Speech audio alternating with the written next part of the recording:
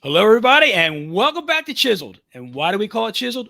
Because we're all work in progress. I'm your host, Rob Commodari. I'm also the author of Better You Think, and then a newly released book, Next Level Your Life. It's co-authored with about 40 different authors. I was blessed to be able to do that. But today's not about me. It's about my guest, Bob Beaudine. He's a president and CEO of Eastman Beaudine, a nationally recognized search executive, author, and an entrepreneur. Bob's helped pioneer executive search in professional sports all across the spectrum: NBA, Major League Baseball, NFL, and NHL. The Wall Street Journal named Eastman Beaudine the top recruiting firm in college sports. And Sports Illustrated named Bob the top front office matchmaker in sports, as well as, get this, everybody, the most influential man in sports you've never heard of. Love that, Bob. So, Bob is also the national best-selling author of The Power of Who, which we'll get into a little bit today, and Two Chairs, which we really want to dig into. He's been invited to speak on some of the world's most recognizable, innovative brands, including Nike, AIG, Madison Square Garden, the Lakers, NBC, and so many more. Bob has spoken to tens of thousands of college students all over 40 universities across the country. He's been on many media appearances, including Today's Show, Fox Business Network, The Dave Ramsey Show, and many more. Bob and his wife, Cheryl, have been married for over 30 years, closer to 40, and they have three grown daughters. Bob, thank you for being on the show today. I'm blessed to have you. How you doing here? Rob, so good to be with you, and I so appreciate you asking me to be this with you. So I'm excited for today. Yeah, thank you so much. So, Bob, there's a lot here. I mean, I could have gone on and on with your bio. There's a lot going on here, and you've been in this business for 40 plus years now. How did all this start? And then we want to get into some of the books you've written. So my dad started the executive search industry back in 1967, and so they hadn't really ever done it before in that back then, where companies would come to us and ask us to find that one person, that one special person that could actually change their company, whether it's in marketing, sales, operations, you name it. And so I had gotten into brand management to start, and was with Carnation, which is now Nestlé's, and I was the brand manager for like frozen French fries. So I'm the king of spuds. I know more about French fries than anybody else. and then after doing that a while, my dad, got me into search. And so I joined another guy and started our Dallas office. He was in Chicago. And so it was a business that really, to some degree, you had to be and have some consulting skill, right? And some background. So brand helped me a lot. But the good thing about Dallas was the real estate market was just breaking, unleashing. And so there was a lot of young people in it. And so it gave me a chance to do it. And I did that for I 8-10 years, and then got my dad to move our headquarters here. We made Dallas, the largest and all of that. And then I looked at my dad one day, and for people today who are looking for their dream, looking for, trying to set new goals, coming out of the pandemic, so many people, went sideways. And 40 million people quit their jobs, and then things just shifted, and people are now working from home. When I first did it, I looked at my dad and I said, I should do what I love plus what I'm really good at. And people have to, can't just be doing something they like. You can't be successful at what you like. You got to love it. And so how would you go about that in this process? So I said, and he wanted to know where I was going. I said, when I do a search for a president of a manufacturing company, at the end of the search, I got a tour of the plant. And if I did the head of marketing for the NBA, we get All-Star Weekend. And he laughed and said, does anybody do that? And so I said, no, but I really believe I'm called to kind of go in that direction. And so, amazingly, God opened a door through, people we know already. And that's what was leading me, that you were given specific people to help you in your dreams and your goals. And we've been taught a ridiculous way that we should do a thing called networking, which is not working. And we'll talk more about that. My opening search was the commissioner of baseball, where I put Bud Selig in. And I interviewed presidents of the United States and generals and, George W. Bush and everybody around the world, from, from college presidents, et cetera. And it really kind of set me up to kind of do some things that God really wanted me to do. And, I've just been blessed since. That's great. So you're doing that in that placement for, I'm going to say 25 years at this time. And then you write this book, The Power of Who. Yeah. So leading up to the book, The Power of Who, did you think about it years prior, or did you have this like, light bulb go off and say, you know what, I need to write a book about the power of who? So really good question. So, I mean, there's a lot of people who are thinking at some point that they can't write a book, and it didn't. I was never thinking I was going to write books. I mean, that never crossed my mind. But sometimes you're doing something in a business and you're thinking a different way that you see people are struggling with. And that allowed me to really think here, because in executive search, what we had to do was we had to identify, they'll hire us, and then we have to go out, find these people and make all these calls. Or the question is, you start with the people, right? The people who are closest to you. But when you want a goal, a dream, you're in trouble, you're trying to find your mate, what would you do? And so what most people do is they network. And so I was understanding, I was teaching a different way of how to go about this through your friends. So we've been taught all our lives that friends in business are taboo. So I always said to people, let me get this correct. We're supposed to work and live our lives with people who are strangers. I mean, why would you do that? And so I had a different way I was doing it. And so for years, I was filling jobs faster. I was getting more searches. I was doing something because your friends and your family were given to you specifically to help you do things you never imagined. And these people were given you specifically to help you do that. And when I showed people the route that was so much simpler, that you already know everyone you need to know, then they would just be shocked. And I would look, and I was just, we weren't 6 degrees of separation of Kevin Bacon, we're one. And so my dad in 2000, I didn't really ever think my dad could die. My dad was kind of like Ronald Reagan. He was just big of life person who loved and taught and couldn't have been a better dad. I was just blessed with moms, my mom and dad specifically, so I could help people today who didn't have that. Yeah. And show them a way of how they can be great moms and dads, and how they can be great friends with their friends. And so on his deathbed, my dad told me that I was going to write 5 books. And I was shocked. I laughed out loud. I said, I can't write a memo. And he said, no, you've been saying this particular thing for a while, and you've got to write it.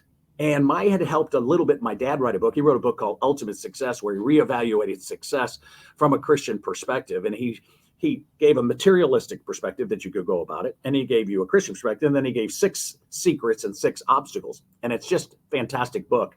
And I just never thought that, because my dad was a contributing editor to the Wall Street Journal. And so as I got into it, and then as I got 3 or 4 years later, everybody kept coming up and saying, so why don't you write how it is that we should do this? And so I would have written a book called The Power of Friendship, but everyone's got 5,000 people on Facebook of their best friend. And so I taught a different thing called your who, the people who matter most. And if you would cultivate and nourish the people God gave you, they could open doors for you that you never thought possible. So if you and I are friends, Rob, and I asked you for help, would you help me? Absolutely. Why would you deny me the same joy of helping you? Exactly. And so people have a problem of asking their friends, because they've been taught their whole lives that asking friends is rude. It's like, hey, don't get involved and do things with your friends. Well, hold a second. What would I do for a friend? Yeah. Friends help you now. Acquaintances wish you well, right? Friends know the song in your heart, and they can sing it back to you when you've forgotten the words, right? So friends will do things for you that you never thought imaginable. And so friends can bypass you to the level of the person to whom the job reports, and they look, and now immediately they think a different way. And so it's initially, when I do talks now, I say to people, what if I told you the 3 things people think about when you walk in the room? If I told you those 3 things, that would be like, wow, that would be like me giving you the test answers before the test. Right. Okay, so the first thing people think, whether you're trying to find a job, you're looking for a loan, you're trying to get somewhere in this process, is the first thing they think is, do I know you? So if I know that person's best friend and they're tooting my horn and saying, you got to know Bob Beaudine, I'm in. Right. Okay? So you have an 87% chance of getting the deal if you have someone that he knows and he trusts, versus 13. I don't know about you, but that eliminates making cold calls, mass emails, and sending in applicants, which is, I tell people, I get 250,000 resumes a year. Dear sir, to whom it may concern, dear recruiter. Dear recruiter, that's an oxymoron, right? And so the people today who are just trying to, and just sending in jobs, instead of stopping and looking at their heart and saying, what was I created for? What do I love to do? Who are the people I love to do it with? Success is geographical. So I got to know where I'd want to do it and what city I'd like to live in, because we should do a job we love with people we love in a place we love where our family loves, and we get to do it for all the right reasons, right? But Yes. most people, they love the job, they hate the people, love the people, hate the job, love the people, love the job, hate the city. And so they're already dinging out. So do I know you is the first question. Then the answer is do you, that the person's thinking, do you understand my needs? Now listen, if you come in and start telling somebody that you don't know, that you understand their needs, they're going to be totally finding this is ridiculous. And so if you had someone who you knew who already told you a lot about that, and I had already studied a lot about you, okay, in this process, and I had found and did all the videos about everything about who you are, because it's not about in interviewing, it's not about being interesting, it's about being interested, right? And so if I understood who you were, and I'm talking about that, and as my thing is, the question is, do you understand? Hey, do I know you? The piece here is the piece is, do I like you? Mm-hmm. And if I like you, I'm at 94% versus 6. And so I started really to understand someone's need is, I got to know who the person is that I'm talking about, and I start to study that, and then I got to see if I like you. So that's really number 2 is, do I like you? Understand you? Do I know you? Do I like you? Thank you. And then, hey, are you the best for me? And so the issue is that if they like you, if I'm at 94 already, which is hard for people to think, we understand already, if talent was the reason everyone got jobs, well, we wouldn't have Congress and Senate. Trouble in River City. So everyone comes into these jobs selling like they think they should do an elevator speech, right? They should they have this, they have to have this resume. They're not even reading it. They don't know you. So wouldn't it be logical that you know one person who knows that person? Well, you haven't even studied it. You haven't even tried. So why wouldn't you start with your who rather than what? And then, hey, are you the best? Now, all of a sudden, the person's individually, I know you, you've talked. All I need to do is say, hey, do I know you? We talk about, I talk to this, you introduce me to someone, I say, hey, so we talk about Rob, and we make fun of you, and we have this, and we're laughing, and he immediately likes me, and all of a sudden we're into it. I'm talking about things I know because I've studied about him. And then, hey, are you the best? He says, come in, let me tell you what I'm looking at. You're not going to get it if you're not qualified, but the answer is, our friends aren't introducing you when they trust you and saying, hey, if you're not really, really good, right? But to get the job in this process. So when I start to say to people about the power of who is that, so what is it that you want? God wrote that on your heart, right? And Yeah. so he's got a plan, and this is very interesting. And so as I started to write The Power of Who, it really started to change the way people went about their search to anything. And so it just became so big. And when people start to realize that they're wasting so much time getting in networking groups and joining a bunch of people you don't know, and here's Bill, here's Rob, Bob, I want you to sit next to you. You're thinking, let me get a stick in my eye or something, how am I doing this? I've already successful. I've written books. I got this. And now I got to put up with now starting here. Well, you got to have a mentor, right? And you got to have some things. So in this book, in The Power of Who, I really teach people, whether you're young and you're trying to find your first job, whether you're 40 and you dumped the first 20 years of your life because you were told what to do, and now you're trying to figure out what the heck I really want to do, and then, or if you're 60 and you built a company, you sold it, you did a career, you were outplaced for some reason, somehow you got out. So God's got a plan. And so wouldn't it be logical that our friends are going to gather around us and help us achieve that? And so this book just is now taught in 23 universities.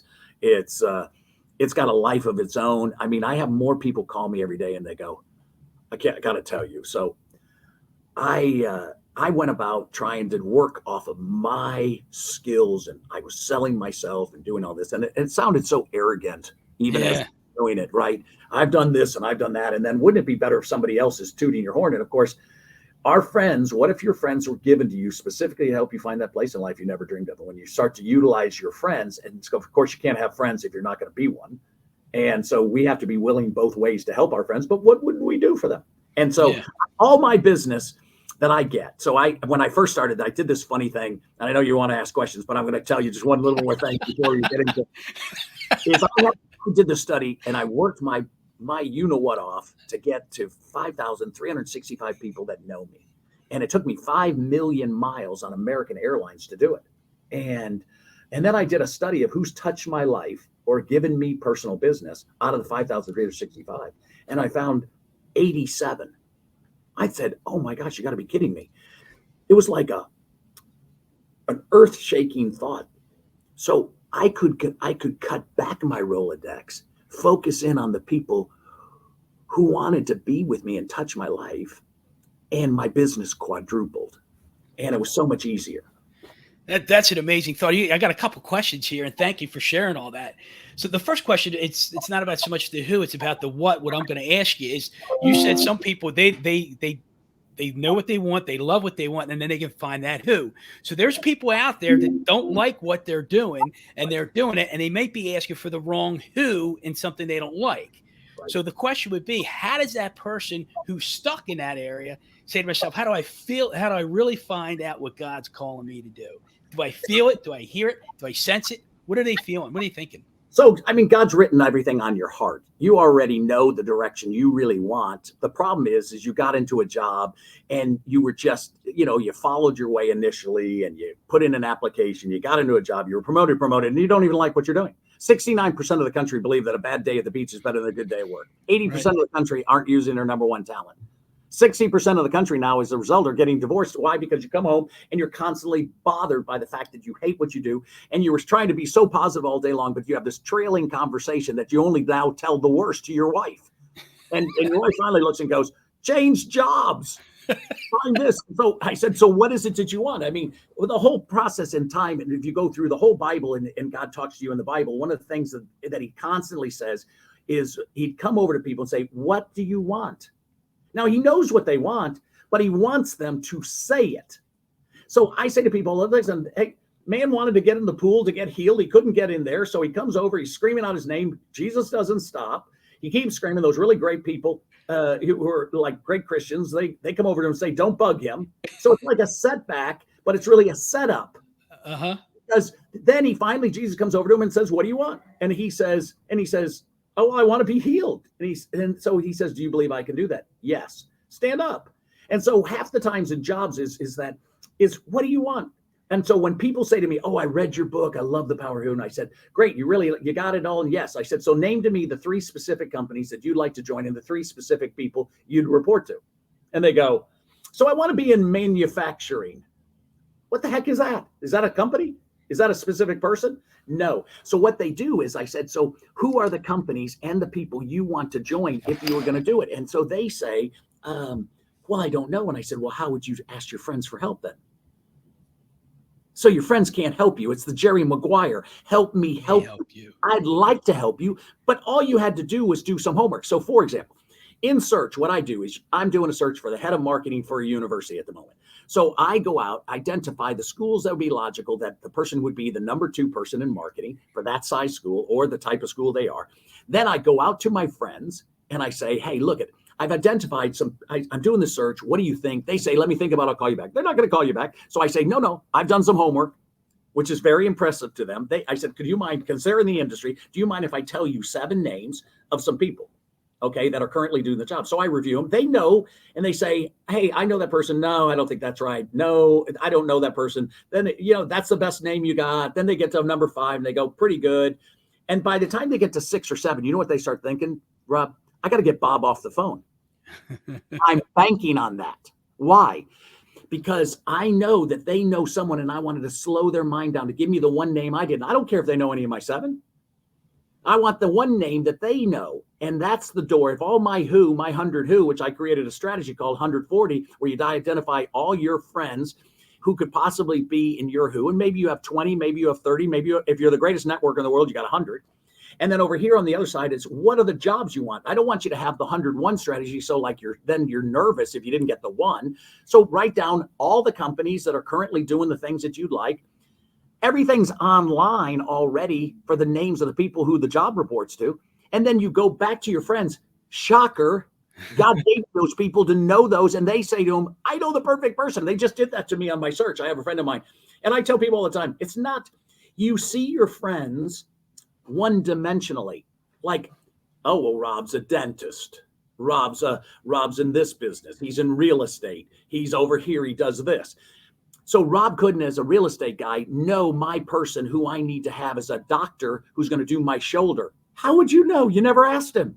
Yeah. You know, his mom didn't just get it. He knows the one person, his brother's the greatest doctor in the world. And it does it because all my friends help me in the power who gets you jobs, doctors, dentists, lawyers, babysitters, your loans, anything. And I tell you is that you were given 12 friends, 3 close, 1 best.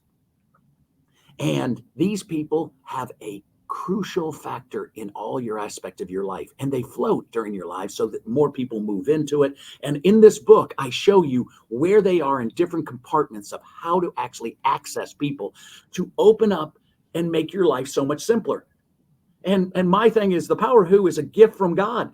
He gave you these people, and yet we don't want to ask them because, hey, I don't like, I'm not supposed to work with my friends. Who told you that? I mean, if you take the top 1% of the country, the Rothschilds, the Huffingtons, the Kennedys, the whatever you name them, they do something different than everybody else. What do? They use friends and family for everything. Yeah. You know what they told everyone else to do? Get in line and online. I'm not doing that. Why would I not call Joe, call Rob, call Phil, call Tom, my best friends, and say, so Rob, here's my dilemma. What do you think? And then you go, I can't believe you told me that because I have the perfect person for you. That's not a shock to me any longer as I wrote this book. And I have people who have achieved things. And so your statement of how do I get out of this job? Well, first off, what's the job you want? Yeah. So now we moved, which would move you to the fact that says why I wrote book number 2. Well, and we'll get into that. But so like you're talking about why you're getting out of that job, it's people are afraid to say what they really want. And that's what you alluded to earlier. And Right. So say what's in your heart. And then when you put it out there into the so-called universe, things start happening. And so that leads me to the next question you just talked about. Well, let me say this first. So like I'm in a real estate business. You know, my mentor, Brian Buffini, and he talks about doing business by referral, talking to the who's in your world, right? And so we become a resource. We become the guy that knows the doctor, knows the insurance guy, knows this person, that person. That's what we're here for. I tell people all the time in my business, don't see me as just your realtor. See me as your resource guy. And so I want to be that who. Yeah, and you're not just that. You're what I have a whole chapter on is your personal board of directors. Correct. So I'm on your board because I'm not one-dimensional. I'm who-dimensional. Yeah. Ooh, like all that. people, right? That I actually have. And when I actually help you with your son getting into a college, helping your son or your daughter do this, helping your mom get into a hospital, who do you want to do business with? Well, if I'm that good on all these other things, I'm really good in finding you a house, getting you into this, closing your loan, being your advisor. You're the financial advisor to my life because the most important thing is my home. And so whether that's a loan or something along the way and all this and how I would refinance, how I would do this, wouldn't this all be logical that my other person is also really, really good? And so when people in the field were given permission, the reason I give so many talks to Buffini and all these groups all over is I give people such as yourself permission to go and be friends with your friends and your friends. So my dad, when I first joined the business, said, I want to tell you the 3 things that Eastman Beaudine does. These 3 things will rock your world. So I'm thinking it's going to be ridiculously technical. And my dad's first one was make friends. Of course, right? Number 2 is help your friends in every way possible. Okay. And so 3, don't be surprised if you do a lot of business with your friends. But what wouldn't I do for my friends? So I help my friends everywhere in everything. As an executive search, I do the same thing as you. I am going to help you research, but I'm going to help your daughter, your son. I'm going to get something. I'm going to get you. I'm going to tell them in key ideas on how to interview, how to do this. But I also know doctors, lawyers, dentists. I can get people into games and into situations that you could never think of from a sports side, which creates such great moments for a father and a son, and a mother and her daughter. And so the stories and we do a thing. We do a thing called Who Friday. On Friday, every Friday, our firm stops work at 12 o'clock and we just call our friends and see how we can help them. We call it Who Friday. And wow, I like that. And so would you be, I just go out and help people all day long. Would you be surprised that Friday's my biggest day of business? I mean, because that's the way God works, right? The more you give, the more you get. If you want your dreams to come true, help other people make their dreams. So people would call me and then I say, hey, so how are you doing? It's Friday. Oh, I'm doing okay. Well, that doesn't sound good. Like, so what's the matter? Well, and then they tell a situation about their son who's a quadriplegic and my wife's not having enough moments with him. He's now getting to the age where she's worried he could die.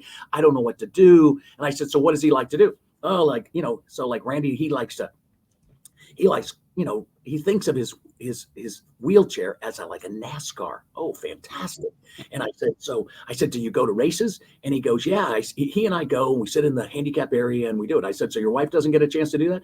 Well, she doesn't really do that. And I go, oh, so I said, so have you ever been down to the pit? And he goes, I don't know. Can we do that with my son's, wheelchair? And I said, who's his favorite? Oh, it was during a time, it was, when you start to do it's like the biggest racers in the world. And he starts to come out and says, hey, I'm going to do a thing with Jimmy Johnson, or I'm going to do a thing with someone else. Do you know that our contacts, you and I, know someone who knows another person who can set up an event for them and change everything? And so we have the ability we hold the keys to our friends and families' goals and dreams. And we just don't know what power we do through our network. It's like, remember they had that ad where all these people are behind you and the person just said it was like one of those phone ads. And you're not looking at me, you're looking at, I've got who? I have this community of friends that would come to my aid if I asked them. Because I've done unconditional love for them for years and years and years, and they don't know. They just want to find a time, right, that they can do something. And so my whole thing is that when I opened a door and changed the person's life by getting them down in a pit, then everything changes. And that's what I just want to remind people is that you have this community of friends. They want to do things with you. They would open up opportunities and get you places that you can't even imagine to be able to go. But the reason we never get a chance to do it is we never like to ask. And of course, that's just a big mistake. Well, we got to ask, but I'm going to give myself a shameless self-plug here. You use the word, the moments, the power of the moments. My chapter in this book that I was a co-author with, my chapter is titled The Power of Moments. And I think the power of moments, behind that power of moments, is I really feel the Holy Spirit's working behind that. The Holy Spirit allows you to be aware, to see a moment when it occurs, to be in that moment when it occurs. And even before it occurs, sometimes it's like you can see something developing down the road. And I feel like it's the Holy Spirit guiding you down that road. So thank you for allowing me to give myself a shameless self-plug. I love it. And my whole thing is that you just don't understand. It's like when this kid said he loved Dale Earnhardt Jr., right? It was just an opportunity. And I just happened to know the agent. And I could just happen to say, hey, could we do this? And we get down in the thing, and Dale Earnhardt Jr. is taking a Polaroid and saying he's going to drive with him today. They give him jackets. Some things happen because God's created such a moment, like you're talking, right? Yeah. And you have, and I have a whole chapter in my book called Moment Makers. And that I think that's what you and I are called to do. Yeah, absolutely. So, Bob, let's get into this one right here, because this is my favorite right here. So, what segued you into the two chairs from The Power of Who? So the issue is that I had to write The Power of Who first before I could write two chairs. So, I mean, I've been doing two chairs for 40 years, 40 plus years. And I had, when I go backwards and now, so think about this when you're looking for what's on my heart. What have I been called to do? What's my purpose, my assignment? Where's my destiny go? When I first started, back in the day, I asked my mom and I said, so how do you find your dreams, your goals? How do you find a mate? What do you do in real trouble? And she said, oh my gosh, those are really good questions. She goes, I don't have the answer, but I know who does. And so she said to me, can I ask you 3 questions? These 3 questions are simple, but they're very, disruptive. And I said, sure. So she goes, okay, so you're looking for your goals and dreams and what to do in times of trouble and all this. And she goes, do you think, Bob, that God knows your situation? Now that's interesting. When you're in trouble, that kind of scares you a little bit that God does know too, right? And it's not like, hey, when I'd like a goal, and do you think God knows your goal? So my mom said, not only does God know your situation, but he wants you to know he knows. See, the highest priority in a crisis or any situation of things you want is to get your mind above it. And the highest thought, of course, is God. And he doesn't have 6 telephone lines for 7 billion people. And he doesn't just work on high ISIS, heart attack, natural disasters. He's working on you. And so she goes, okay, so I'm going to ask you a second question. I said, good. She says, is this too hard for him to help you? And I go, no. And she goes, but it's too hard for you. And see, so that's where a lot of people, where you go back to your job thing, right? He's in a job, he doesn't know. So the question is, does God know? Yes. Is it too hard for him to help you? No, but you'd have to ask him, right? And then the third question is, does God have a good plan for you? These are simple questions that change your framework of your mind, because if God knows and it's not too hard and he has a plan, the question my mom said is, what is it? I have no idea. And so she goes, exactly, 2 chairs. So she says, what if you set up 1 chair for you first thing in the morning and 1 chair for God, and you'd meet him, and you get to meet the creator of the world, the guy who knows everything about you. He made you. He knows every hair on your head. He knows every situation you're going to be to. And he's been wanting to have a conversation, and you're not calling the meeting. He's calling it. And he's been wanting to have this conversation to tell you he's got a plan for you, and it's good and it's prosperous. It has a future and a hope. What is it? Well, my mom said, if there's a 1% chance that the guy who created the whole world would actually meet with you, would you go? And I said, well, yeah. And she says, well, that's good. She says, because that's going to be the deciding factor. So you get 1 minute to talk with God. You get to lay down your trouble. Here's what's my issue today. Here's what it is. Thank you that you're meeting with me. It's unbelievable. And then God gets 4 minutes to talk to you. If you want 2 minutes, he gets 8. And see, the problem that we have is our whole world, wouldn't you agree, Rob, is what we've been taught, that to talk at God is to pray. So we pray at him. What'd he say? We have no idea. Because we're too busy talking. We're always talking. We're jabbering at a nonstop pace. And so we like have this wish list, and we take it all to him, and we do it. And then we come back, and when we're like bothered, I mean, we treat him like he's like a court judge. And then, like he comes in, and then he's like, hey, dismissed, or this or that or that. And we're like, hey, hold a second. What did he say? So God said, if you would ask him, he'd tell you. He said, if you seek me, you're finding him. And so the guy of the whole world actually wanted to meet all along the way. And he has some specific plans, he says, for you. And if our steps are ordered, which we know God said your steps are ordered, that really bugs us when we're in a job and we're sitting in a crappy job and we're wondering, how do we get out of this job? Well, hold a second. Does God know? That's my real question right off the bat, because I can't tell you about who I'm going to give you, which is why I wrote the second piece, which was the power of who. He gave you specific people to help you. But before you do it, wouldn't you like to know what it is? I mean, you can't die, go to heaven, meet Jesus. He's low-fiving Peter and Paul like he punked you. And he's given me the dream, but he's not going to give you the dream. He's not, listen, he's not going to do something for me. He loves you just as much as he loves me. But most people don't stop at the chair and don't take the moment. So you and I both know that 5 minutes in the presence of God changes all your best laid plans. And so the stories in this thing, when I first started to write this, I started, and God said to me, hey, so put down your pen. Do you believe that I'm going to talk to each and every person? Yes. And he goes, I knew you were going to say that, but I wanted you to say it out loud, because there's so many people who don't feel worthy that they're going to get somebody that God can talk to them. Why? well, I'm not really a good person. I haven't really done this right. And hey, so listen, I've been busy. I'm not really talking to God. I don't go to church. And I said, when kids say that to me all the time when I give talks at colleges, and they say, oh, Mr. Beaudine, I don't go to church. And I said, so do you own shares? Sure. And I go, so if God himself would come to your apartment, okay, do you own 2 chairs? I mean, I don't care if it's like, bean bags. It's 2 rocks. If God would come and meet you, would you meet him? Sure. I said, where you been? So listen, the guy who created wants to talk. And so his whole point is to have a conversation with you. And he knows your situation, just like he knew the guy at the pool wanting to get healed. But he's going to say, what do you want? And so you get to then say, here's what I want. And then he's going to talk to you. So let's just make sure that people understand. So every single day you hear the enemy talk to you all day long and you're okay with it. And that voice is good. But if I hear God one time, oh my gosh, I'm a schizophrenic. No, this is crazy. So when you call, what's your wife's name, Rob? Debbie.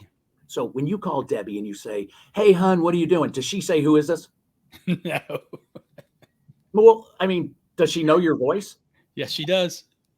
And didn't God say, my sheep all know my voice? Yes, he did. So if God, who said that in the Bible, he said he knew you before the foundation of the world. Well, I don't know anybody. Do you know anybody that you haven't talked to? Or do you, I know of Abraham Lincoln, but I don't know Abraham Lincoln.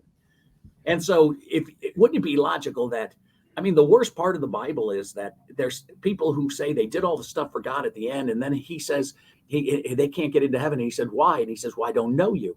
Yeah. Well, how simple would it be today for the people who are listening to our audience? I mean, people talk about business, and I'm totally confused how simple this is as it relates to business. God's all about business, and you're his business, and he's interested in how you are going to succeed. He gave you all your talents. He gave you all your gifts. He knows exactly what you'd like to do. He's out 2 steps ahead of you, but he's going to walk with it. He's going to walk through your trouble with you. He's going to go through your situations with you, but we don't talk to him. We treat him like an appellate court judge. We just kind of come and talk to him, and we say this, and then we walk away without hearing what we wanted to do. We were just telling him our side of the story, and so it's awkward. So, Bob, let me ask this question. So you got 2, I'm a person, I just picked up your book. I don't know you from Adam, and I'm reading this thing, 2 chairs, and I'm thinking, is he really literally saying to me, have 2 chairs in my office? I sit in one, and there's this invisible being in the other one that I'm talking to. And then I ask him a question, and then how do I know what he's saying to me? How can I hear that on my heart? What do you say to that? So the answer is every single day you hear, just so we go backwards a second, is every single day you're just sitting in your office and you're doing something, and then you hear all this negative stuff that, hey, you're never going to get that job done. You're never going to get ahead. Did you hear this? All this is said. You're a loser. You're going downhill, and this is on. Do you know that person doesn't like you over here? Who said that? How do you always have this self-talk mechanism that's constantly pressing us and doing all this stuff, and we're just not having a chance to do it? And my point is, so the guy who created the whole world has aspects when you're looking to expect something, right? So it's all done based on faith. Faith is what God says it's impossible not to please him. If you don't have faith, faith calls things that are not as though they were. So God said, hey, sit in a chair and talk to me. And so have you ever had where you talk to God, but you feel this impression that you should go a specific direction and he's leading you? Well, some people, I had a woman, she calls me, she's 88 years old, and she says, oh my gosh, is this Bob Beaudine's call center? And I go, no, I don't have a call center. This is Bob Beaudine. And so she goes, and so I said, hey, so what's your name? Sarah. She says, I'm 88, Bob. She said, I just read 2 Chairs. Oh my gosh, it's the greatest book I've ever read. And so I said, fantastic. And so as we sit and talk, and I said, wow. And she goes, I said, so Sarah, what can I do for you today? She says, I'm not hearing God at 2 Chairs. Really? And I said, so how long have you been doing 2 Chairs? Oh, I started today. I said, you started today? How would you get my telephone number? And so I said, so do you know, first, before we say anything, that the enemy does not want you to actually think you hear anything. So they're going to create such calamity, because if you could hear God and sit just like you were Moses sitting across from a chair, and you believe that you're hearing God, right? Not just by reading the word. in front of you. Now, I love you. I want you to read the word, but I'm not going to read the power of who while I'm talking to Bob Beaudine. I'm going to sit and talk to Bob Beaudine about the power of who. I'm not going to read a devotional and vicariously live through someone else having a good two-chair conversation. I might read one of the devotionals just to see if he's getting better conversation than I am from God. So she turns to me and she said, well, I so loved it. I couldn't believe it. And I immediately started calling around to TV stations. Really? And what happened? I called them and I told them I'm not hearing God and that this is my first day. And she says, oh my gosh, you got to be kidding me. And she goes, and so she says, Bob Beaudine would really love to give, and she gave him my cell number. So I'm talking to her and I said, so Sarah, when did you think you heard me? Okay, that you should call Bob Beaudine. While I was doing two chairs. And I go, really? I said, Sarah, I'm Bob Beaudine. How did you hear that my name? And how would you get somebody on a phone that no one has ever gotten me on the phone through a cell? And no one's going to give up my number based on something. And I said, you're 88. That's the most amazing thing I've ever heard. And so I said, what's really the problem? And then she told me the real problem, right? That all of a sudden she was telling me a problem that she really wanted to talk about. She had no one to talk to. And I just turned to her and I said, And I said, so we had a chance to talk about it, solve a problem, get her through the issue, and do something. God has specifically talked to people all throughout history. Everybody hears God talks. And so when I sit with him and I talk, he impresses some things. I just take notes. All of a sudden I'm saying, hey, so I turn to him and I say, hey, so here's all my cares. Here's everything that bugs me. I'm putting it on your chair. I can't deal with it. I don't know what to do. I have no control. I can't do this. What would you like to do today? I said, what's on your heart? I hear God immediately say, hey, so I got 4 things I really like you to do today. I just heard him just like you just said it to me. And I go, really? He says, are you available? And I go, sure. And he goes, it'll be inconvenient. And I said, so when's the first person coming? You'll know. And I said, but then how do you know? So like at 10 o'clock, all of a sudden someone comes in and starts to talk to me about a problem. And I'm going, so God, is this the one? Have them sit down. And now I sit time. And now I solve this problem, which opens up an opportunity for me over here, which opens up something over here. I solve the next person at 2. I something here. And it's happened my whole life. So when I first started writing, God said to me, so what do you want out of this book? I said, I don't know. It's your book. What would you want? And he goes, I'm going to put a thought in your mind. And so I said, what? And he goes, bam, I hear it. I said, captive audience. And he goes, exactly. He says, what do you think that is? I said, prisons, people in prison, military, people who are in, first responders, social services. And he says, that's where you'd like, what do you think about that? I said, those people would love to have 2 chairs, right? We need them to think that God would be with them because they're in such danger. There's so much problems in prisons. There's so much problems, in military with anything. And so about 6 months into my thing, I got a call from a foundation in Oregon. And they said, oh my gosh, we just love this book. We love your mom. And who, was telling the 3 questions. And then I tell 7 things to do in a time of crisis. And so she says, so we love this book. We'd like to get this book and we send it to a specific group of people. And I said, who? Prisons, military, first responders, and social services. So do you think I heard that correctly? And now they're calling me? So here's the thing. I don't care. I mean, when I told them, I said, how many books are you going to do? They said they're not going to do just normal 5,000 books. They came out and said, we're going to make 265,000 copies of 2 chairs. And we're going to send it out to prisons and everywhere. I get letters and notes from people all over the world telling me of their first conversation with God. I have people who have been Christians for all their life, and they never thought they even could talk to God. I mean, no one told them that, hey, I'm allowed to talk to him. I mean, is God going to actually talk? And could I really understand him? What if I'm just saying it to myself? And the answer is, what did he say? And then you'll test it. You'll test it with the word. You'll test it with all of a sudden and see if all of a sudden the thing that God said to you is actually doing it. I said, so when you actually think, oh my gosh, I want to go to college. I'm thinking, oh my gosh, I'm going to think about this. And you're sitting talking to God. Do you think you can find that in Ecclesiastes 6:8? No. So how is it that you think of in your day, oh my gosh, I haven't called Rob? Who told you that? And I call Rob, and then I find out Rob's either in trouble or Rob's all of a sudden going to open up a door for me. That's all of a sudden going to say, hey, you and I are going to do a podcast, and we're going to change people, and we're going to open up the fact that they're going to have conversations themselves. You could stop. People who are listening today can stop for the first time because you're in trouble. And so I get people asking me, and I said, well, listen, when you're on a gurney heading to the hospital, you're not thinking about your prescription plan and your rehab program. You know what you're doing? God, please help me.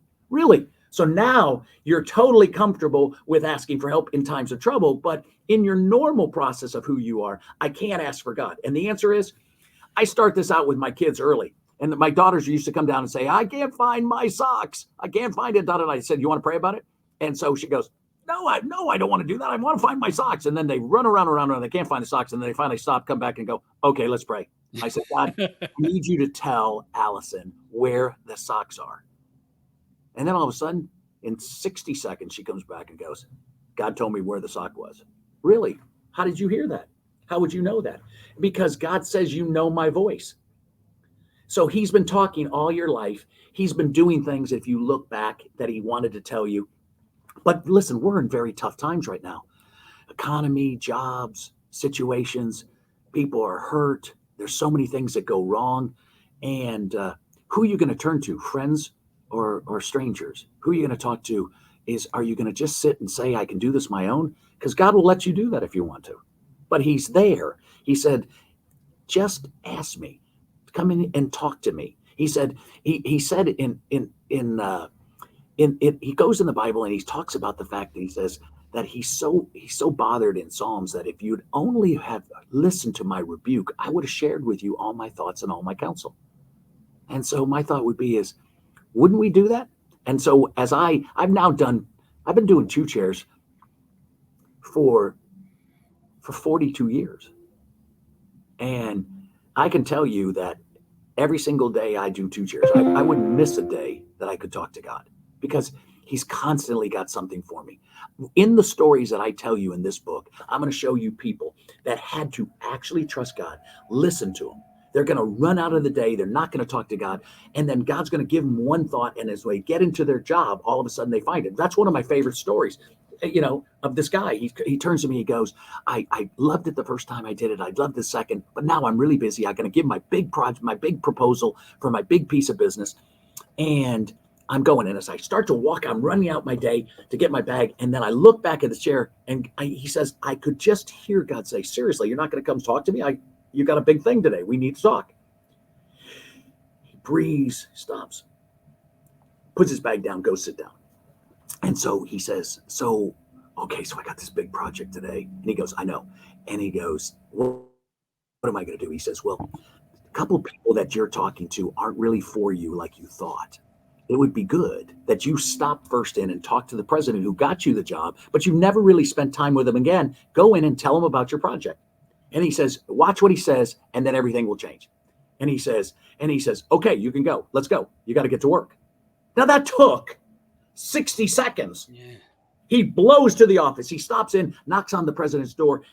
Hey, Bill, what are you doing? He says, hey, great to see you. You haven't been in to see me. How are you doing? And he goes, well, I'm really doing good. I got this big project. Yeah, I know about you. You got a big proposal you're doing today. He said, I'm going to show this. He says, can I run it by you first? Because I love your thoughts. Sure. I'd love to see it. And he looks and he shows him the different thing. He goes, the 2 things over here, don't go with that. What this idea, that's really big. He says, I really like that. That could go place and take our company to new ways. Well, the 2 other ones were the guys who he had come in and all of a sudden had given him an idea that they were wanting him to take in comparison to him. He goes into his meeting. He starts his meeting. He starts to talk about it. Now, the 2 guys know that he's not talking about their deal. He says, this is the one area. The president walks in and sits down in the back. All of a sudden, now everybody sees the president, and he starts to talk about this one project that they were talking about. He's really expanded the ideas because he had the whole afternoon now just to work on the one rather than 3. He busted, he gets it done. The president in the back goes, now, wow, I really like that idea. And the senior vice president in the front goes, okay. And then the president says, hey, I got to go. He steps out of the office, and they go with his project as the number 1 project for the company. He comes back, calls me, and goes, Would I have not stopped into God? Does God actually talk to me as simple as that and give me the ideas exactly what that is? Now, I'm a CEO of an executive search firm. I placed the commissioner of baseball, the head of marketing. I placed 54 of the 100 athletic directors in the game. I couldn't do any of my jobs without God's help. How do you find the right person for the right job? How do you do it? Through insight and wisdom. That's what happens. You change and drop all that you're doing on his chair. Then God says, okay, listen, be quiet for a second. I'm going to drop insight and wisdom and peace and joy and power and favor on you for the day.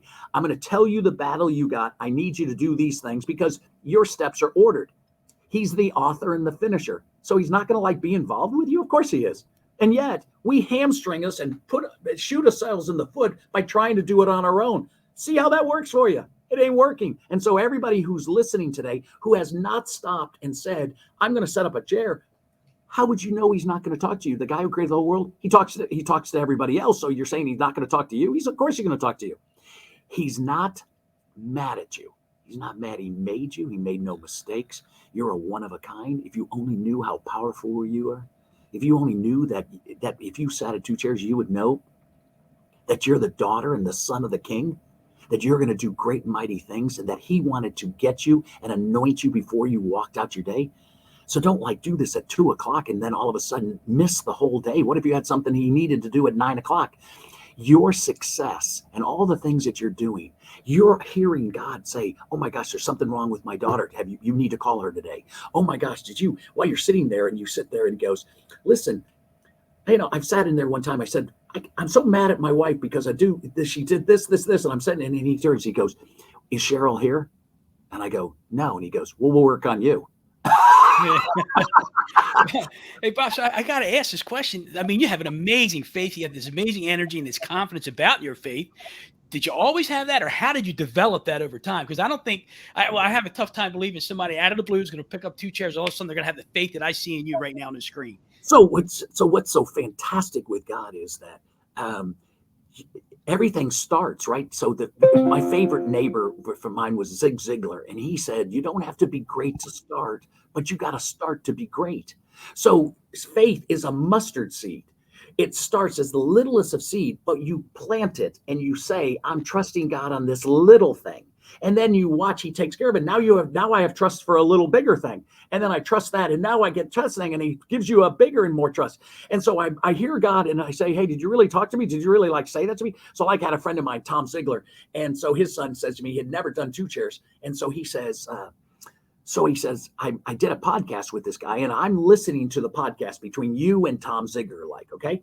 And so he goes, hey, so what's your favorite book, Tom? And Tom goes, I love this book, Two Chairs. Really? What the heck's two chairs? He goes, my friend Bob Beaudine wrote it. It's one chair for you, one for God. You meet him first thing in the morning and you talk. There's a conversation. Really? He says, are you talking about chairs, real chairs? He goes, yeah, no, chairs. And he says, you're saying that the guy who created the whole world's in your chair across from you? Yeah, he can pretty much be anywhere he wants, right? I mean, and he goes, okay. So you're going to have to tell me what this is about. So he said, so I sit down. He says, he tells me that the night before I'm going to pray about the fact that the chairs, I'm going to meet you. And what he says to me is make sure when you get up that you go in, get your cup of coffee, sit down, go into the room, sit down, and you'll all of a sudden sense his presence. So hold a second. So in the presence of God is fullness of joy. If you've got nothing else out of this and you're filled with joy, what do you got? Strength for your day. The joy of the Lord is your strength.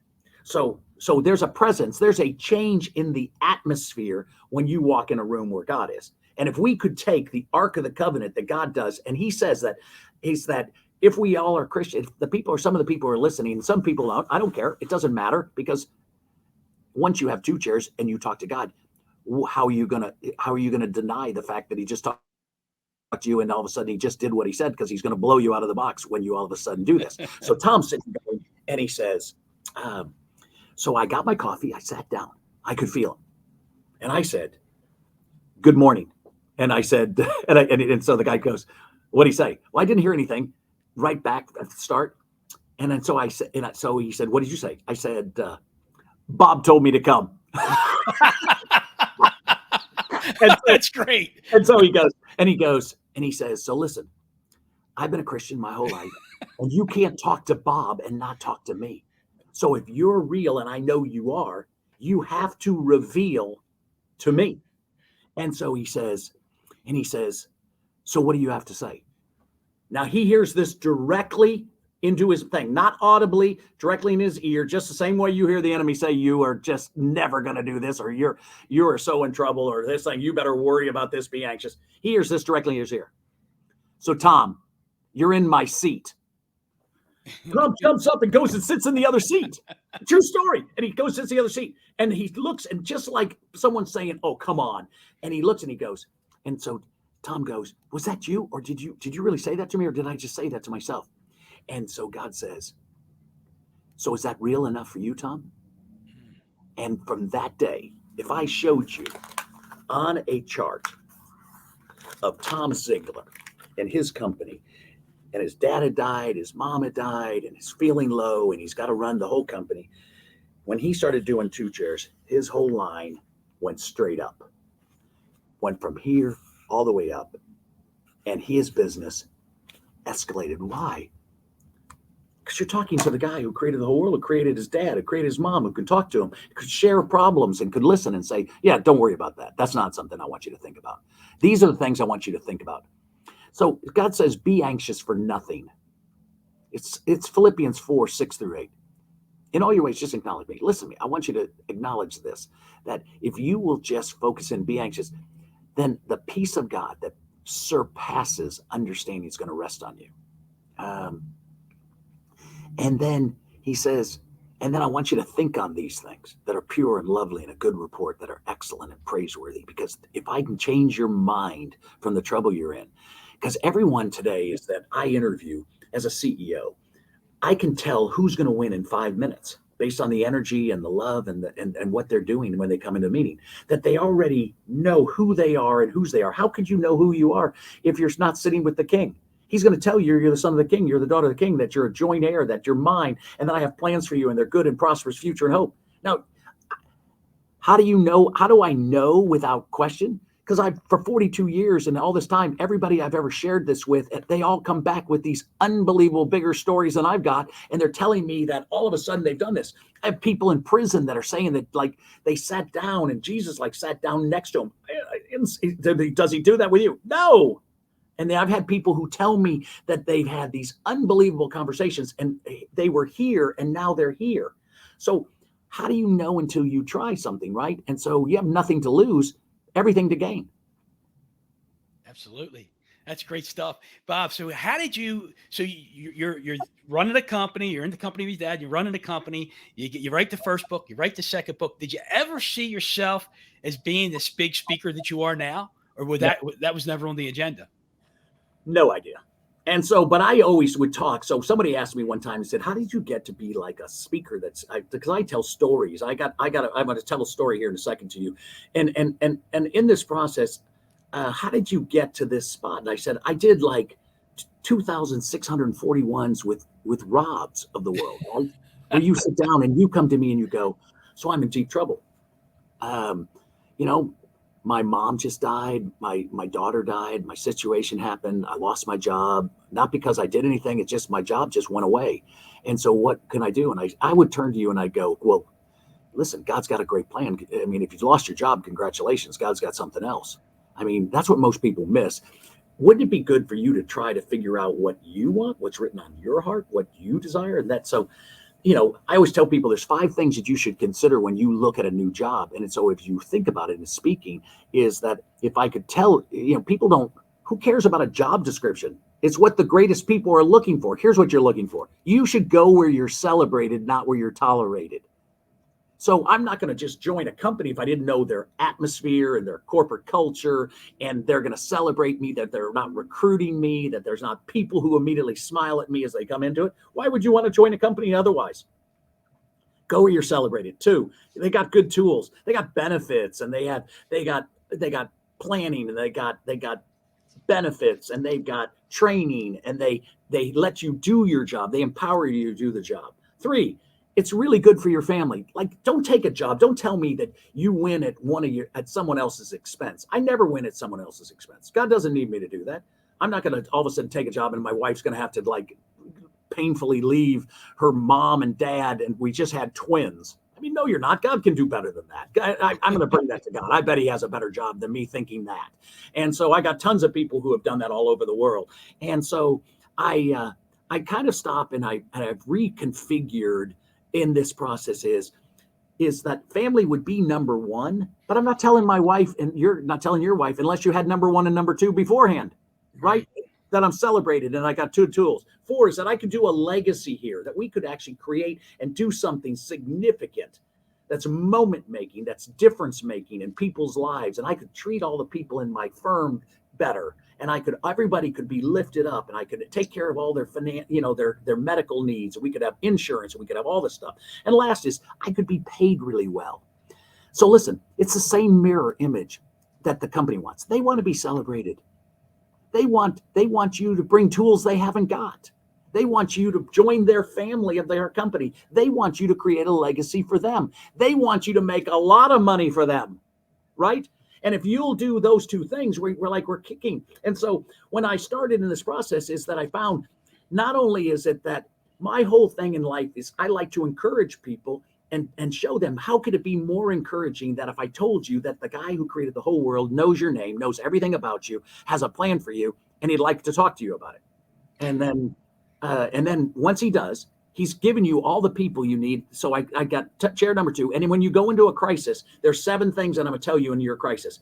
I had no idea, Rob, that when I wrote 2 chairs, that I was really writing this for me during my crisis. Yeah.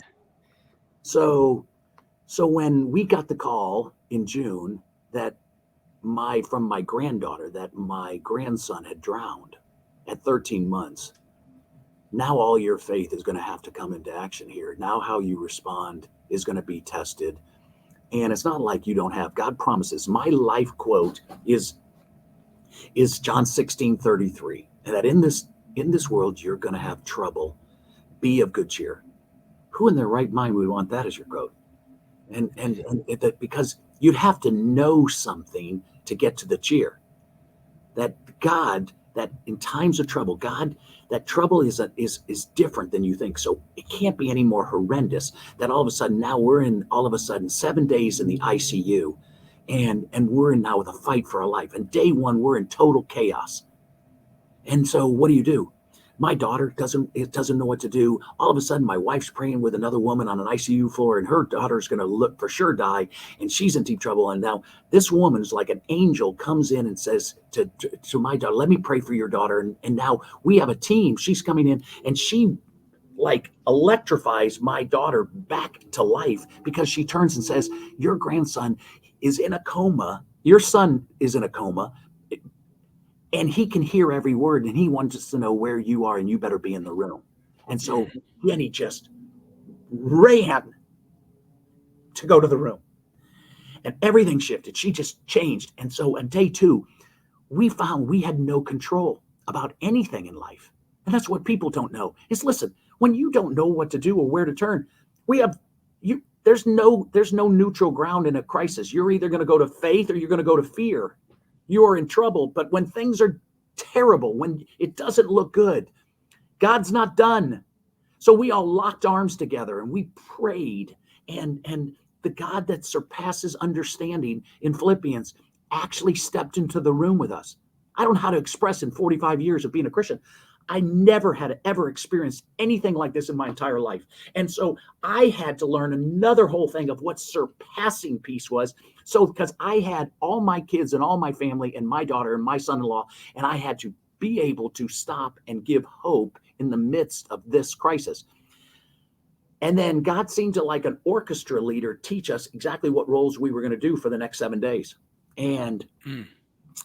And so God is so faithful and so unbelievable in times like trouble. And so I was always expecting that my grandson was going to just sit up, right? Just going to sit up. And so on day 8, my grandson gives his heart to a 4-month-old who's never been home from the hospital and now is home with his family. Can you imagine how great it is for that family, for their grandparents and their brothers and their sisters and everyone to have this kid? Now he's 10 months old. And he gave his liver to a 2-year-old boy who was on our floor. And that boy, you know, he totally changed his life, and he's home now. And now he gave his 2 kidneys to a 42-year-old woman who had like no time to live. And she's, can a 2-year-old little peanuts of a kidneys, which grow into the largest thing, can that actually work in a woman's life? God is amazing. He's a ninja. And so I don't know how to express it. So as day 8, we're turning down the corridor and we're coming down the line. And I'm thinking, God, are you going to like sit him up? And so he turns to make the turn. We all say our goodbyes. It's one of the most emotional moments in the world. You can't express it. And he turns the corner and he goes, he says, he's sitting up with me, Bob. I got him. You know, I had to paint like pictures from my daughter and my son-in-law. My son-in-law is like, I tell him, and the pain and the shame and the fear of all the stuff that goes on in something like this. My daughter, I told her, I said, so can you imagine Jesus walking Bo? His name was Bo. He named after our last name, Beau. I wanted his middle name to be Dean, so it'd be Beaudine Burns. My son-in-law, he nixed that idea, and he's a big 6'5" guy. He's fantastic, and he wanted it to be after his uncle, and his name was Brocious. I said, Bo Bro, and I said, come on, and so he turned and he said, and so on day 1, my daughter, on the ICU, she gets a picture, a vision of God in her dream of a Bo playing in a stream in heaven. And on day 7, my daughter looks to my wife and says, I wonder what Bo Brocious Burns means. And it means beautiful, eternal stream. My God. Can God be in the detail of such in this? I mean, so we had so many miracles along the way. And so one of the things that I encourage people is that if it's not good, your situation right now, you're in it. Because I had to give a talk like 3 weeks later at a Buffini event, and I told them, I said, there's 1,500 of you here that have had something terrible. You're in it with us, but you just didn't tell anybody. And mine is that I tell you because that God walked us through this with him, and he's helped my daughter. So my daughter, as we were doing, I'm painting this picture for my daughter. I said, can you imagine Jesus walking Bo into heaven? And there's my mom who passed away back in 2005. And she's got 25 great grandchildren. This is the first one she's ever seen. Jeez. And so I said, do you think Jesus ever gets to hold him again? I said, hey, there's no way. And so, she's not letting him go, right? She's not letting him go. And I said, a day in heaven, Jenny, is 1,000 years. So when I die, Jenny, he'll have missed me 3 minutes. Yeah. So there's pictures. I tell my son-in-law, I said, listen, you're my hero. And he goes, what are you talking about? I said, as a sophomore in high school, you were a lifeguard. And then you pull Bo out, you resuscitate him so that 3 other people live now. I said, can you imagine that God gave you Bo? Would you take back the 13 months and not have him? No. You want those 13 months. And Bo's a hero. I mean, that's why they do an honor walk. And so for people who have lost friends or had miscarriages or their mom just died or their dad. So here's what I want to encourage you is that the greatest thing about 2 Chairs is that God's going to talk to you about it. He's going to tell you, hey, your mom's okay. She's sitting right next to me. You're going to see her. She's in her greatest health. Do you think your mom wants you for 1 second to be sad? No, Bo doesn't want that. He wants you to be sad. He's so proud of you. The fact is that our whole family, my daughter, oh my gosh.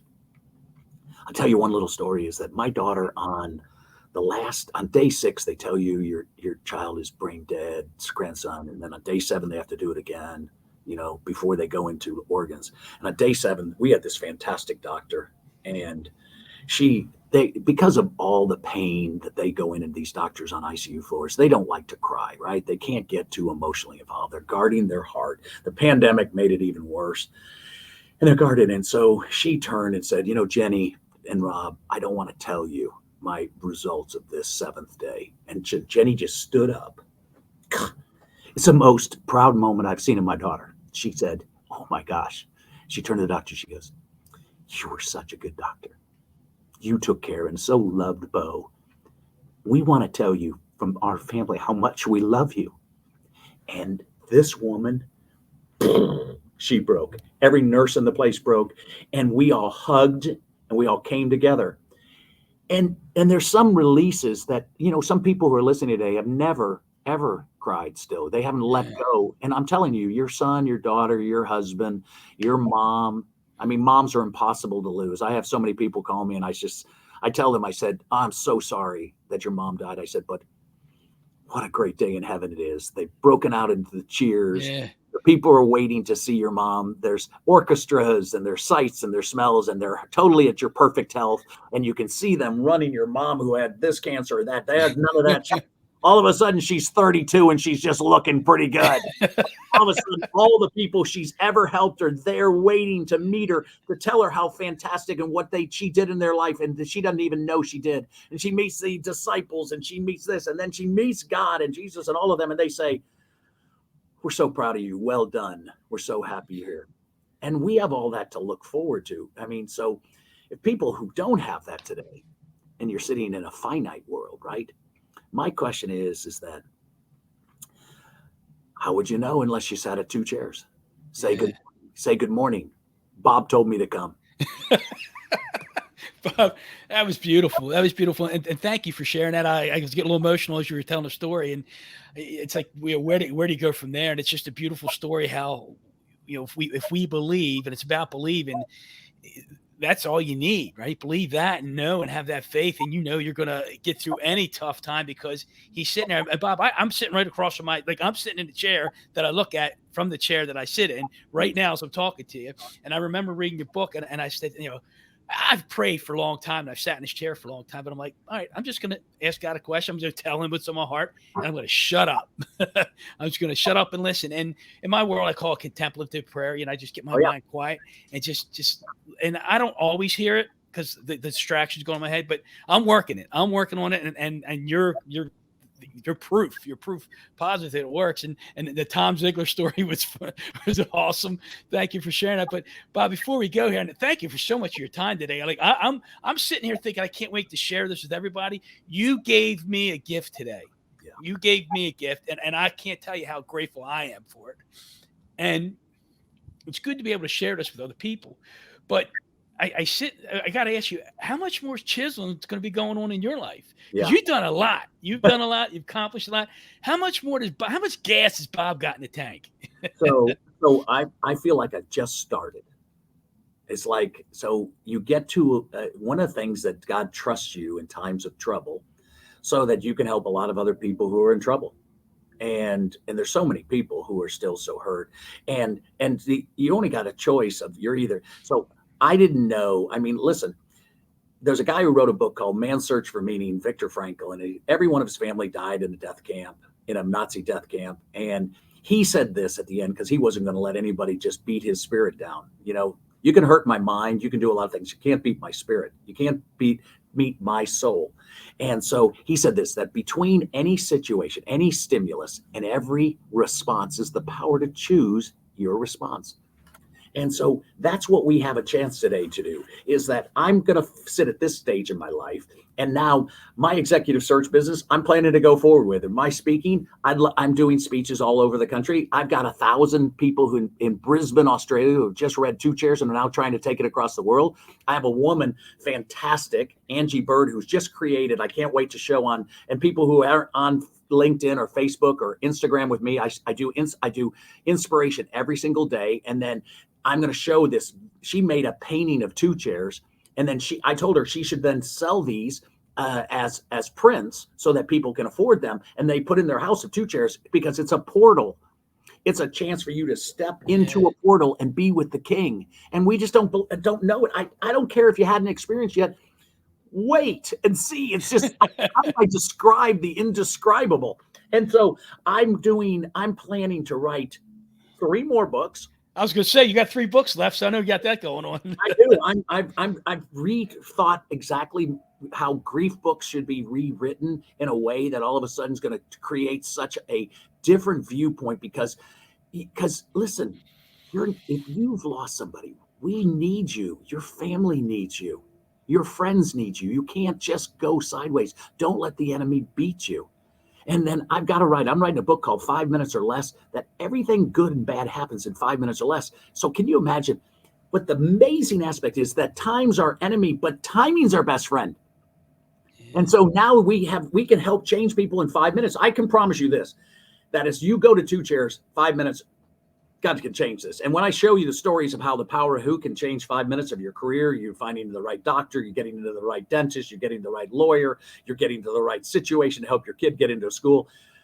We have that all over the country, but we don't know how to access the power of who, because we haven't read it. And 67% of people over the age of 23 are never going to read another book. So I'm telling you, readers are leaders. So you got to read. I used to think people wrote books to like schmooze me into reading their book so that all of a sudden they could be rich. Then I read their books and then I found out they were already rich and they wanted to give me their secrets. And it cost me nothing to get. And I thought, oh.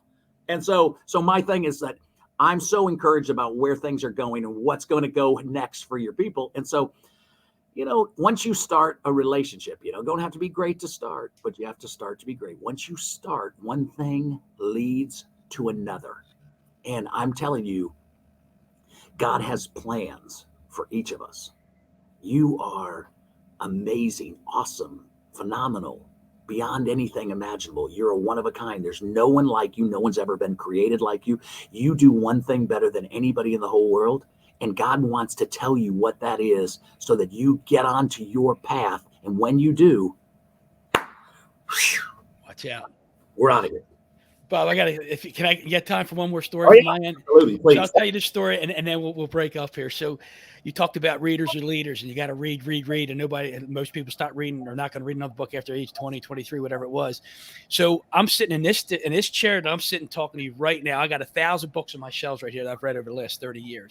And my daughter comes in one time. She was 13 years old. She walks in my room. She goes, Dad, can you pick me out a book to read? I'm like, sure. What's this all about? She goes, well, Dad, I see that you do very well. You're successful. And I know you read a lot of books and I just want to read a book. So I picked out a John Gordon book. I hadn't picked up your books yet. I didn't know you yet. Love John Gordon. So I pick up a John Gordon book and I give it to her. And she starts walking out the door. She goes, oh, Dad, by the way, she goes, can you give me a journal too? And I'm like, a journal? I'm like, what are you going to do with the journal? She goes, I'm going to write down everything I did, what I thought, and the places I go, and all the people I help. And I'm like, wow. Bob, she's 13. 13 having this conversation, right? So then wake up the next morning. Oh, so I said, well, here, I had a spare journal sitting on my desk. I said, here's what. She goes, no, I want one like the first one you ever brought home from Maui. And that was a Brian Buffini event, the first peak. He gave us this nice Italian leather-bound journal. So she goes, I want one just like that. So anyway, she goes to bed. Wake up the next morning, and I said, you read? And she goes, I read 7 chapters. And I said, what did you get out of it? She goes, oh, I got out of all that I'm going to help a bunch of people. I'm going to lead a bunch of people, and I'm going to tell everybody, how God helps me in my life. And I'm like, this is like, I'm scratching my head, Bob. She's 13 years old. So fast forward 4 months later, she's read 6 other John Gordon books. She's written 7 books now. She's playing a soccer game. And they're in a tournament. They win the first game, fine. They have to win the second game to get to the championship. They can't, in soccer, if it ends in a tie, they got to go into penalty kicks. So no ties. The game ends in a tie, go into penalty kicks. My daughter's the 4th shooter out of 5. So it gets to her, they're up 2-1, and we're like the home team. So if she scores, we win, and game's over. So Bob, she very calmly, very cool, collective. She sits the ball on the 12-yard line. She steps back. She shoots. She scores. Right? We win. Of course, Dad's proud of his daughter. She scored the winning goal, all that. Right? I wanted to know what was going on in her mind. So we go down on the field. We're walking across the field. I put my arm around her, and I said, "So Amanda," I said, "Were you nervous? Were you ready to take that shot?" She goes, "No, not at all." I said, "Really?" I said, "What were you thinking?" She said, "Dad, I was thinking about all the books you asked me to read." Is that something else? Oh yeah. It's amazing. It's amazing. And God led her down that road, not me, God. Of course. And she heard it, but she also, people are saying is that, listen, your life matters because what you're doing is you don't know how much impact you're having on the people around you.